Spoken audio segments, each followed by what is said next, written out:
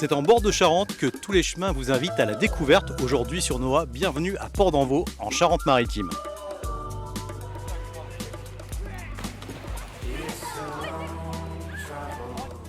Pourquoi Port d'Envaux? C'est le port en aval par rapport à Taillebourg. Taillebourg qui était autrefois une châtellenie très importante, qui s'étendait entre Saint-Jean-d'Angély et Saintes, et Port d'Envaux en dépendait. Et la richesse de Port d'Envaux, c'est la Charente.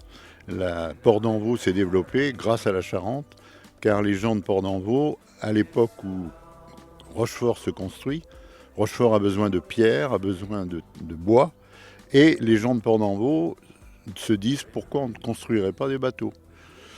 La Charente a servi à transporter beaucoup de choses.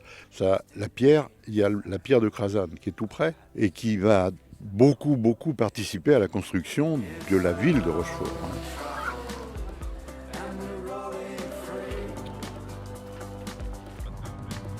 Il y a une culture particulière que l'on souhaitait vous présenter et on va voir Alexis Vialet. Et donc, il cultive de la spiruline, mais vous comme moi, vous ne savez peut-être pas ce que c'est. Qu'est-ce que la spiruline ?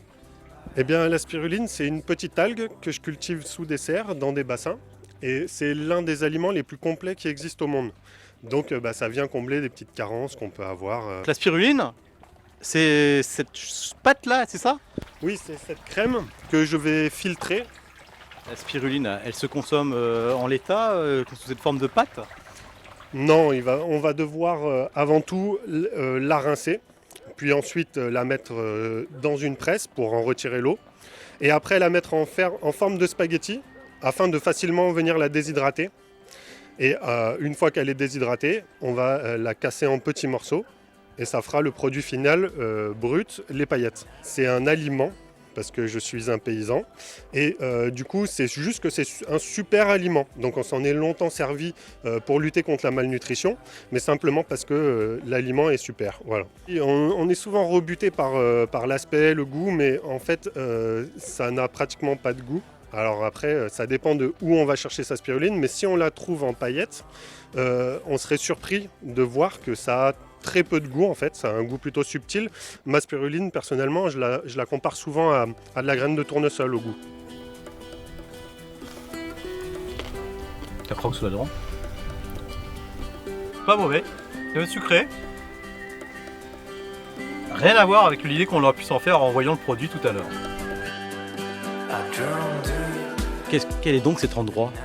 Les Lapidiales, ça s'appelle. C'est un néologisme, mais parce que ça correspondait à quelque chose que je voulais faire depuis longtemps. Et on a commencé ici en 2001 avec un symposium. On est parrainé par quand même le sculpteur Ousmane Sow qui est venu à la préfiguration. Et puis on a continué d'année en année, on a grandi et maintenant on a 80 sculptures monumentales sur les parois et autour. Et c'est un lieu qui est ouvert toute l'année, il n'y a pas de porte, vous venez et c'est gratuit. Gratuit, bien sûr, c'est la base, c'est une des bases des Lapidiales. Et oui, c'est ouvert tous les jours de l'année, les gens peuvent venir quand ils veulent, à l'heure qu'ils veulent. Alors, la carrière, elle a été divisée, je l'ai divisée en les 4 éléments plus le temps, donc 5 parties différentes. Il y a encore des sculpteurs actuellement qui sculptent ici. Oui, ils sculptent pour la galaxie des pierres levées. Depuis, on a arrêté de sculpter les frontailles. Le dernier, c'est Yasushi Ori, le japonais, qui a fait ça en 2014. Et depuis, on sculpte des mégalithes dédiés aux cultures du monde. Et chaque année, on prend une culture différente. C'est terminé pour notre découverte de Port d'Envaux ici en Charente-Maritime. À vous de découvrir par vous-même l'endroit. Quant à moi, je vous retrouve prochainement sur d'autres chemins en Nouvelle-Aquitaine.